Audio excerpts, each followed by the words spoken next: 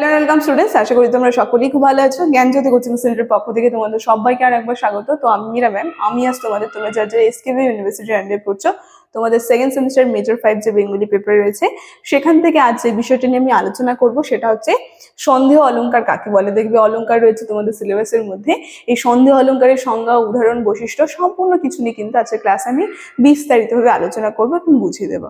ঠিক আছে, দেখো ক্লাসটা শুরু করার পূর্বে আগে খুবই একটা গুরুত্বপূর্ণ ইনফরমেশন তোমাদের আগে জানিয়ে দিয়েছে। তোমরা যে ভাবছো এই সেমিস্টারে আমাদের সঙ্গে অনলাইন ক্লাস বা নোটসের জন্য যোগাযোগ করবে তাদেরকে বলে দিই, দেখো এখানে দুটি নাম্বার দেওয়া আছে।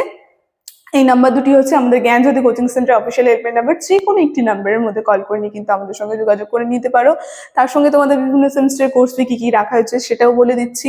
যারা মেজরে আছো তাদের জন্য কোর্স ফি আছে 1199, আর যারা মাইনরে আছো তাদের জন্য কোর্স ফি আছে 699।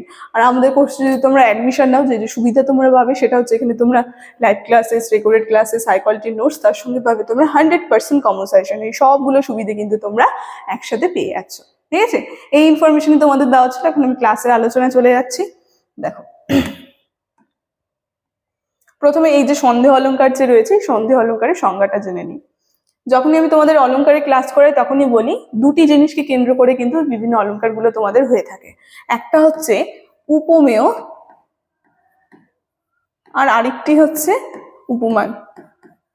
এই দুটি বিষয়ের উপর নির্ভর করেই কিন্তু তোমাদের যে বিভিন্ন অলংকার সেই অলংকারগুলো কিন্তু হয়ে থাকে।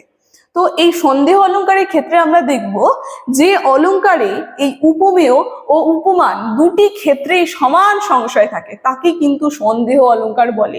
মানে কি, সন্দেহ বলতে একটা সংশয়।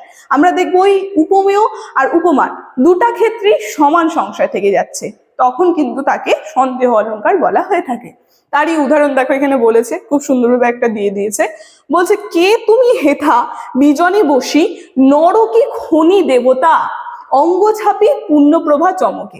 এই যে বলছে নরকি খনি দেবতা, দেখো এখানে সুন্দরভাবে বলছে যে দুই ধারে বিজিয়া গান করিয়াছে কে যেন মরণের গান। এখানে গগনটিকে মরণের গান হিসেবে সন্দেহ করা হয়েছে। মানে উপমেয় যে রয়েছে গগন, তারপরে হচ্ছে মরণের গান উপমান, দুটা ক্ষেত্রে দেখবে সমানভাবে একটা সংশয় থেকে গেছে। তাই বলছে যে এখানে গগনকে মরণের গান হিসেবে সন্দেহ করা হচ্ছে। ঠিক আছে, তো এই যে দুই ক্ষেত্রে একই সংশয় থেকে যাচ্ছে, এটা কিন্তু একটা সন্দেহ অলংকারের উদাহরণের মধ্যে চলে গেল। আরেকটা উদাহরণ এখানে দিয়ে দিচ্ছে খুব সুন্দরভাবে, দেখো বলছে সোনালী রোদ এসেছিল নাকি মেঘের ফোঁটা। এখানে রোদ আর মেঘের হাসির মধ্যে সন্দেহ অলংকার হয়েছে। মানে রোদ বলতে এখানে বুঝিয়েছে উপমেয়, আর মেঘের হাসি বলতে উপমান বুঝিয়েছে। তো দুই ক্ষেত্রে কিন্তু একটা সংশয় থেকে যাচ্ছে।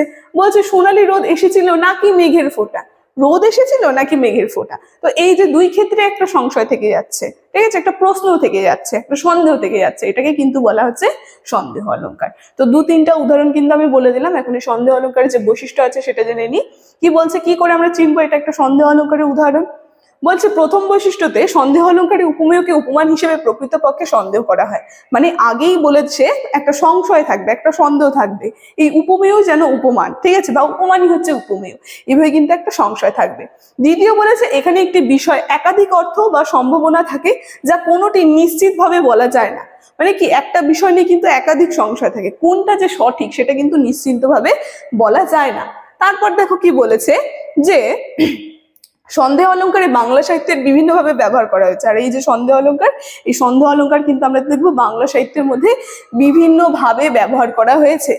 ঠিক আছে, তো এই যে সন্দেহ অলংকার যে রয়েছে, এই সন্দেহ অলংকারের সংজ্ঞা দেখে নাও প্রথম থেকে। সন্দেহ অলংকারের সংজ্ঞা, উদাহরণ আর বৈশিষ্ট্য নিয়ে খুবই একটা সংক্ষিপ্ত আলোচনা কিন্তু আজকে আমার ছিল। আলোচনাটি আমি এখানেই শেষ করছি। ভিডিওটি শুরু থেকে শেষ অবধি দেখার জন্য থ্যাংক ইউ।